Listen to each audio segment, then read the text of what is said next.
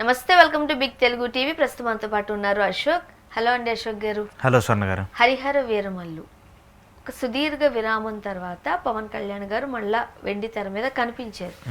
అభిమానులే కాదు, హిస్టరీ గురించి తెలుసుకోవాలనుకున్న ప్రతి ఒక్కరికి కూడా ఈ సినిమా మీద ఆసక్తి ఉంది. సో చాలా హర్డిల్స్ వచ్చాయి అనుకోండి, బట్ ఎట్టకేలకైతే థియేటర్లలో రిలీజ్ అయిపోయింది. ఏం చెప్తారు, ఎట్లా ఉంది సినిమా? దాదాపు 3.5-4 years స్ట్రగుల్ తర్వాత పవన్ కళ్యాణ్ గారు మళ్ళీ వెండి తెర మీద ఆయన యొక్క నటనని చూపించడానికి హరిహర వీరమల ద్వారా ప్రేక్షకులు ముందుకొచ్చారు. ఒక విధంగా ఈ సినిమాకు మీరు చెప్పినట్టు చాలా స్ట్రగుల్స్, డైరెక్టర్ గారు, ఆ తర్వాత ఆయన తప్పుకోవడం, కృషి జాగర్లమూర్తి గారు, ఆ తర్వాత ఇంకో డైరెక్టర్ కోసం వెతకటము, ఆ తర్వాత కొత్త డైరెక్టర్ రావటము. ఎందుకంటే స్టార్టింగ్ నుంచి ఎండింగ్ వరకు ఒక సినిమాని ఫినిష్ చేయడం ఒక లెక్క, మధ్యలో ఎవరో చేసిన ఒక సినిమాని తీసుకొని మధ్యలో దాన్ని కంప్లీట్ చేయడం అనేది ఇంకొక కష్టంతో కూడుకున్నటువంటి ఒక అంశం. సో ఈ అంశానికి సంబంధించి ఇద్దరు డైరెక్టర్ల ఇన్వాల్వ్మెంట్ ఉంటుంది. ప్రతి డైరెక్టర్కి ఒక్కొక్క విజన్ ఉంటుంది. ఆ విజన్కి తగ్గట్టుగా ఆయన రూపకల్పన కావచ్చు, సినిమాకి సంబంధించిన అంశాలని తీసుకునే పరిస్థితులు ఉంటాయి. కానీ కృషి గారు తెరకెక్కించినటువంటి ఒక భాగాన్ని, ఆ తర్వాత ఇంకొక డైరెక్టర్ తెరకెక్కించినట్టు ఇంకొక భాగాన్ని, రెండింటినీ కలిపి సినిమాగా మిక్సప్ చేసి ఈరోజు హరిహర వీరమల్లు పార్ట్ 1గా చెప్పాలి. ఇది మనం పార్ట్ 2 కాదు, పార్ట్ 1 గానే చెప్పాలి. యాక్చువల్గా ఇంతకు ముందు కథ ఒకటి ఉండేది, ఎవరో రాసేవారు ఆ కథను. ఆ కథను వేరొక పర్సన్ దాన్ని డైరెక్ట్ చేస్తూ ఉండేవారు ఇంతకు ముందు సినిమాలు. బట్ ఇప్పుడు అలా కాదు, కథ, స్క్రీన్ ప్లే, డైరెక్షన్ అంతా కూడా ఒకరే చేస్తున్నారు. అంటే కథను వాళ్లే రాసుకునే టైంలోని ఎలా తీయాలి అనేది కూడా ఒక విజువలైజ్ వచ్చేసింది. బట్ ఇక్కడికి వచ్చేసరికి అసలు కథ ఎవరు రాశారు, కథకు సంబంధించిన వ్యక్తి ఎవరు? అంటే హరిహర వీరమల్లు అనే కథ ఇప్పటికే కాదు, ఎవరో రాసింది కదా, ఇది ఆల్రెడీ చరిత్రకు సంబంధించినటువంటి కథ. ఆ కథని ప్రతి ఒక్కరు ఇంప్రవైజ్ చేసుకుని దానికి తగ్గట్టుగా సినిమాకి ఎలా కావాలో దానికి సంబంధించి మలుచుకునే ఒక పరిస్థితిగానే ఉంటుంది. రాసుకుని ఉండొచ్చు, ఇప్పుడు జ్యోతికృష్ణ గారిది ఇంకొక వర్షన్ అయి ఉండొచ్చు. ఇవి రెండు మిక్సప్ అయిపోయి వర్షన్ ఏం లేదు, ఆల్రెడీ స్టోరీ ఫిక్స్ అయిపోయింది. స్టోరీ ఎవరైతే ఫైనల్గా దీనికి సంబంధించిన రైటర్స్ కావచ్చు, కృషి గారి ఇన్వాల్వ్మెంట్తో ఏదైతే స్టోరీ ఉందో ఆ స్టోరీనే తెరకెక్కిస్తూ వచ్చారు. దీనికి సంబంధించి ఫస్ట్ కృషి గారు ఏమనుకున్నారంటే ఒక 3 గంటల సినిమానే పెద్దగా ఒకే పార్ట్లో తీద్దామని అనుకున్నారు. కానీ ఆ తర్వాత కొన్ని కారణాల వల్ల దాన్ని 2 పార్ట్లుగా డివైడ్ చేయాల్సి వచ్చింది. సో ఇప్పుడు దీనికి సంబంధించి కొత్త డైరెక్టర్గా ఉన్నటువంటి ఆయన ఒక ఇన్వాల్వ్మెంట్ తీసుకొని దానికి సంబంధించి చేసుకుంటూ వచ్చారు. సరే, ఏది ఏమైనప్పటికి సంబంధించి ఈ సినిమాకి సంబంధించి ఒకటే మెయిన్ అంశం తీసుకుంటే, మెయిన్గా నా వ్యూగా నేను సినిమాకు చూసినప్పుడు పవన్ కళ్యాణ్ గారికి సంబంధించి ఆయన రీచ్ అవుట్ అయ్యేంత ఎక్స్పెక్టేషన్స్ అయితే ఆడియన్స్కి ఇవ్వలేకపోయారనేది మాత్రం ఒకటి పక్కాగా చెప్పొచ్చు. రెండోది ఏంటంటే కాన్సెప్ట్, స్టోరీ చాలా మంచి స్టోరీ. ఎందుకంటే చరిత్ర అనేది ప్రతి ఒక్కరు తెలుసుకోవాలి. చరిత్రకు సంబంధించిన అంశాలని ప్రధానంగా మన భారతీయులకు సంబంధించి, మన దేశానికి సంబంధించి ఇతర దేశస్తులు వచ్చి మన దేశం మీద ఎలా దండయాత్రలు చేశారు, మన హిందూ మతాన్ని, మన హైందవ సంస్కృతికి సంబంధించి వాళ్ళు ఎలా నాశనం చేశారు, ఆ తర్వాత మతాలు మార్చడం కావచ్చు, మెయిన్గా ఇస్లామిక్ కంట్రీగా భారతదేశాన్ని మార్చడానికి సంబంధించి ప్రయత్నాలు జరగడం కావచ్చు, వీటన్నిటికి సంబంధించి చాలా సినిమాలు వస్తూ వచ్చాయి. కానీ ముఖ్యంగా మన తెలుగు ప్రాంతానికి సంబంధించి, అంటే దక్కన్ పీఠభూమికి సంబంధించి జరిగినటువంటి దండయాత్రలో ఈ యొక్క దండయాత్రకు సంబంధించిన అంశం మీద ఈ యొక్క సినిమా మొత్తం తెరకెక్కుతూ వచ్చింది. అయితే పవన్ కళ్యాణ్ గారు దీంట్లో ఒక దొంగగా నటించారు. దొంగతనం ఏంటంటే ఒక రాజు దగ్గర కొట్టేసి పేదలకు పంచేటువంటి ఒక పాత్ర లాంటిది, ఉన్న వాళ్ళ దగ్గర నుంచి పెట్టేసి పేదవాళ్ళకి పంచేటువంటి ఒక పాత్ర తీసుకొచ్చారు. ఫస్ట్ హాఫ్ మొత్తం కూడా ఎక్కువ యాక్షన్ సీన్తో సాగుతూ ఉంటుంది. సినిమా మొత్తం కూడా ఒక 5-6 యాక్షన్ సీన్స్ ఉంటాయి. ఫస్ట్ హాఫ్ మొత్తం కూడా అక్కడక్కడ కొంచెం పర్వాలేదు అనుకుంటూ ఉంటారు. కానీ సెకండ్ హాఫ్లో ఏదైతే కొన్ని ఇంపార్టెంట్ ఫ్యాక్టర్స్ ఉంటూ ఉంటాయి, అక్కడ ఇంటర్వెల్ బ్యాంక్ దగ్గర ఒక చార్మినార్కి సంబంధించి అక్కడ నిజాంకు సంబంధించిన రాజు దగ్గరికి వెళ్ళి అక్కడ ఆయన ఢిల్లీ ఎలా చేరుకోవాలి, అంటే హరిహర వీరమల్లు అనేటువంటి పవన్ కళ్యాణ్ గారు ఢిల్లీ ఎలా చేరుకోవాలి అనేటువంటి పాత్రకు సంబంధించి మెయిన్గా ఆ సినిమా మొత్తం కథ అంతా కూడా నడుస్తుంది. ఇక్కడ ఏంటంటే ఈ సినిమాకి సంబంధించి మెయిన్గా గతంలో మనకి సంబంధించి ఎవరైతే ఇతర దేశాలకు సంబంధించి ఔరంగజేబు అనేటువంటి మనం పెద్దగా ఏదైతే చెప్పుకుంటూ వచ్చామో, ఔరంగజేబు ఇక్కడికి వచ్చేసి ఇక్కడ హిందూ మతానికి సంబంధించి వాళ్ళందరినీ మతం మార్చాలని చెప్పేసి ఎంత పెద్ద ఎత్తున క్రూరత్వంగా వాళ్ళని చేస్తూ వచ్చారో, ముఖ్యంగా బ్రాహ్మణులకు సంబంధించి ఇక్కడ ఉన్నటువంటి హిందువులను ఎక్కువగా ఆరాధించే వ్యక్తులకు సంబంధించి వాళ్ళని చంపేసి ఇలాంటి అంశాలకు సంబంధించి ఎక్కువగా ఇన్వాల్వ్మెంట్ చూపించే అంశాన్ని చూపిస్తుంటే హైందవ ధర్మానికి సంబంధించి ఎలా ఉంటుంది గతంలో, అంటే 16th, 17th సెంచరీస్కి సంబంధించి ఇక్కడ చాలామంది ఎవరైతే బాబర్ కావచ్చు, లేదంటే ఇలాంటి వ్యక్తులందరూ కూడా ఇక్కడికి వచ్చేసి ఎలా చేశారనే అంశాన్ని గురించి కూడా ఎక్కువగా మెయిన్గా నడుస్తుంది. అయితే ఈ సినిమాకి కొన్ని ప్లస్లు కొన్ని మైనస్లు ఎక్కువగా ఉంటూ వచ్చాయి. ఆ ప్లస్ పవన్ కళ్యాణ్ గారే, మైనస్ పవన్ కళ్యాణ్ గారే ఈ సినిమాకి సంబంధించి. ఎందుకంటే పవన్ కళ్యాణ్ గారు కొన్ని సీన్స్లో చాలా బాగా యాక్ట్ చేశారు, చాలా మెచ్యూర్డ్గా. ఆయన దగ్గర నుంచి ఏవైతే ఫ్యాన్స్ ఎక్స్పెక్ట్ చేస్తూ ఉంటారో దానికి సంబంధించి చూపిస్తూ వచ్చారు. రెండోది ఏంటంటే మెయిన్గా డబ్బింగ్ చాలామందికి డిసప్పాయింట్ చేసుకుంటూ వచ్చింది. పవన్ కళ్యాణ్ గారు మరి అనారోగ్య కారణాల వల్ల ఆయన ఆ టైంలో డబ్బింగ్ చెప్పారా, లేదంటే లేదు దీన్ని సీరియస్నెస్ తీసుకోకుండా ఏదో సినిమా చేశాం కాబట్టి దీన్ని రిలీజ్ చేయాలనేటువంటి ఒక ప్రామాణికంలో తీసుకొని చేశారో తెలియదు, కానీ డబ్బింగ్ అయితే చాలా మెయిన్ ఫ్యాక్టర్గా డిసప్పాయింట్ చేస్తూ వచ్చింది ఆడియన్స్. ఎందుకంటే పవన్ కళ్యాణ్ గారి ఆ వాయిస్ నుంచి ప్రతి ఆడియన్స్ ఏదో ఒకటి ఎక్స్పెక్ట్ చేశారు. అంటే ఆ బేస్ కావచ్చు, ఆ పంచ్ డైలాగ్స్ కావచ్చు, ఆయన అరిచేటువంటి అరుపులు కావచ్చు, ఆ ఎగ్జైట్మెంట్ కావచ్చు. ఎందుకంటే ఆయన స్పీచ్కి ఒక వైబ్ ఉంటుంది. ఆ వైబ్ని ఎందుకో ఈ సినిమాలో మిస్ అయ్యారనేది కూడా ఖచ్చితంగా కనిపిస్తూ ఉంటుంది. ఇంకొకటి ఏంటంటే విఎఫ్ఎక్స్కి సంబంధించి చాలా డిసప్పాయింట్ అవుతూ ఉంటారు. ఎందుకంటే చాలా సీన్స్ అన్నీ కూడా పవన్ కళ్యాణ్ గారు ఆ గుర్రాల మీద స్వారీ చేసేటువంటి అంశాలు కావచ్చు, లేదంటే కొన్ని బ్యాక్గ్రౌండ్ మ్యూజిక్కి సంబంధించి వచ్చేటువంటి కొన్ని సీన్స్ కావచ్చు, ఈజీగా విఎఫ్ఎక్స్లో తెలిసిపోతూ ఉంటుంది. ఓకే, ఇది డూపు ద్వారా చేసేసారని చెప్పేసి ఈజీగా అర్థమైపోతూ ఉంటుంది. అసలు ఆ విఎఫ్ఎక్స్ వర్క్ గురించే కదా సినిమాను కాస్త ప్రొలాంగ్ చేసుకుంటూ వచ్చారు.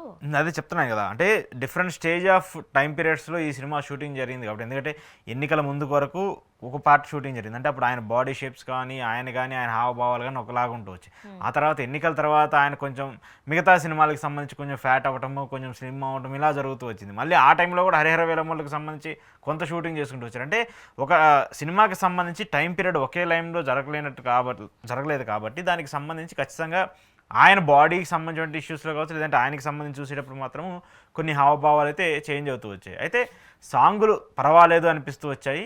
దాంతోపాటు బ్యాక్గ్రౌండ్ మ్యూజిక్ మాత్రం కొంచెం అక్కడక్కడ కొన్ని హైలైట్ ఇష్యూస్గా కనిపిస్తూ వచ్చాయి. క్లైమాక్స్లో మాత్రం ఒక సర్ప్రైజ్ ఉంటుంది. సర్ప్రైజ్ ఇన్ ద సెన్స్ ఇక్కడ ఏదైతే పవన్ కళ్యాణ్ గారు అంటే హరిహర వీరమల్లుకి సంబంధించి కావచ్చు, బాబీ డియోల్ గారు ఎక్కడ ఎవరైతే దీనికి సంబంధించి మెయిన్గా ఒక విలన్గా మనం చెప్తూ ఉన్నామో దీనికి సంబంధించి ఆయన కావచ్చు. సో వీళ్ళిద్దరికీ సంబంధించిన కొన్ని సీన్స్ బాగుంటూ ఉంటాయి. ఇక్కడ ఏదైతే మెయిన్ మనం ఇంపాక్ట్గా చూస్తూ వచ్చామో అంటే ఈ సినిమాకి సంబంధించి చూసుకుంటే ఒక దొంగగా పవన్ కళ్యాణ్ గారు ఎలా ఆయన టాలెంట్ని ఆయన చూపించాలనుకున్నారో దాంట్లో కొన్ని విషయాల్లో సక్సెస్ అవుతూ వచ్చారు.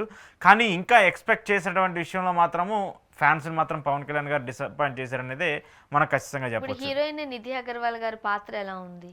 నిధి అగర్వాల్ గారికి సంబంధించి ఆమె అంటే ఉన్నటువంటి టైంలో ఆమె సాటిస్ఫై చేయడానికి చూపిస్తూ వచ్చారు. కానీ నిధి అగర్వాల్ని ఎక్స్పెక్ట్ చేసినంత యాక్టింగ్ స్కిల్స్ని మాత్రము అంత అనిపించలేదు. ఎందుకంటే అంత రీచ్ అవ్వలేదు అనేదే ఖచ్చితంగా చెప్పొచ్చు. ఎందుకంటే నిధి అగర్వాల్ ఆ గ్లామర్కి సంబంధించి కావచ్చు, లేదంటే ఇక్కడ ఏదైతే ఒక రాజు దగ్గర ఆమె బందీగా ఉండటము, ఆమెని తప్పించడం కోసం పవన్ కళ్యాణ్ గారు ప్రయత్నించడము, ఇలాంటి పరిణామాలు కూడా కొన్ని జరుగుతూ ఉంటాయి. ఆ సమయంలో కూడా పవన్ కళ్యాణ్ గారికి నిధి అగర్వాల్ గారు కొన్ని మోసం చేసేటువంటి ఒక సిచ్యువేషన్స్ కూడా కొన్ని ఉంటూ ఉంటాయి. సో ఆ సిచ్యువేషన్స్ ఇవన్నీ కూడా కొన్ని ఇన్సిడెంట్లు బాగా అనిపిస్తాయి. కానీ కొన్ని ఇన్సిడెంట్లు ఏదో మాన్యువల్గా ఏదో చేసామా వద్దా అన్నట్టు చూపిస్తుంది. కానీ కథ మాత్రం చాలా మంచి కథ. మెయిన్గా ఏంటంటే ఆంధ్రప్రదేశ్కి సంబంధించి మన దక్కన్ పీఠభూమికి సంబంధించి అప్పుడు ఎవరైతే ఈ యొక్క ఇస్లామిక్ సంబంధించి కావచ్చు ఇలాంటి వ్యక్తులు ఎవరైతే ఉంటారో వీళ్ళందరూ మన హిందూ దేశం మీద దండయాత్ర జరిగినప్పుడు మెయిన్గా కోహినూర్ లాంటి వజ్రాన్ని మన ఇక్కడ కొల్లూరు సరస్సు దగ్గర అక్కడ ఉన్నటువంటి లేదంటే మచిలీపట్నం పోర్టుకు సంబంధించి ఎగుమతులు దిగుమతులు ఎలా జరిగాయి, కొల్లూరు సరస్సు దగ్గర దొరికినటువంటి ఆ కోహినూర్ వజ్రాన్ని ఇతర దేశాలకు ఎలా పట్టుకుపోయారనేటువంటి అంశాన్ని దీంట్లో మెయిన్గా చూపిస్తూ వచ్చారు. దాంతోపాటు ఈ సినిమా ఎలా ఉంటుందంటే చాలామందికి ఫర్ ఎగ్జాంపుల్ చెప్పాలంటే చావా అనేటువంటి ఒక సినిమా వచ్చింది.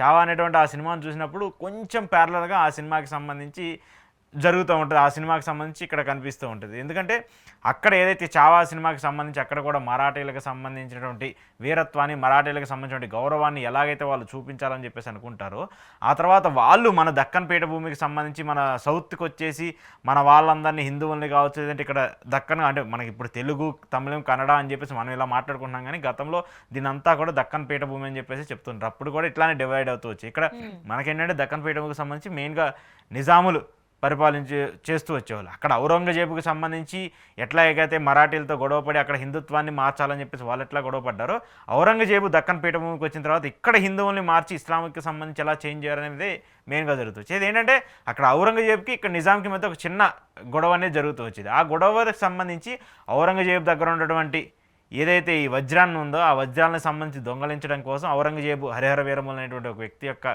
హెల్ప్ తీసుకుంటూ ఉంటారు. హరిహర వీరమల్లు కూడా ఔరంగజేబును అంతం చేయడం కోసం నిజాంకి సంబంధించిన రాజు హెల్ప్ తీసుకుని అక్కడ వెళ్ళడానికి ప్రయత్నించేటువంటి ఒక సంభాషణకు సంబంధించి హిస్టారికల్ మూవీ, ఒక హిస్టారికల్ మూవీ. ముఖ్యంగా ఇలాంటి సినిమాలకి బ్యాక్గ్రౌండ్ మ్యూజిక్ బట్టి సినిమా హైప్ అనేది పెరుగుతూ ఉంటుంది. ఎట్లా ఉన్నాయి పాటలు కావచ్చు? పాటలు ఎక్కువ ఏమి ఉండవండి, ఒక 2-3 పాటలు ఉంటాయి. మెయిన్ మిగతా సాంగ్స్ అన్నీ కూడా ఆ సీన్స్కి తగ్గట్టుగా బ్యాక్గ్రౌండ్లోనే వచ్చేటువంటి సాంగ్స్ తప్పితే. అయితే మెయిన్ న్యూస్ ఏంటంటే ప్రీ క్లైమాక్స్కి ముందు ఒక బోర్డర్ దాటేటువంటి ఒక ఒక సీన్ ఉంటుంది, ఒక ఇన్సిడెంట్ ఉంటుంది.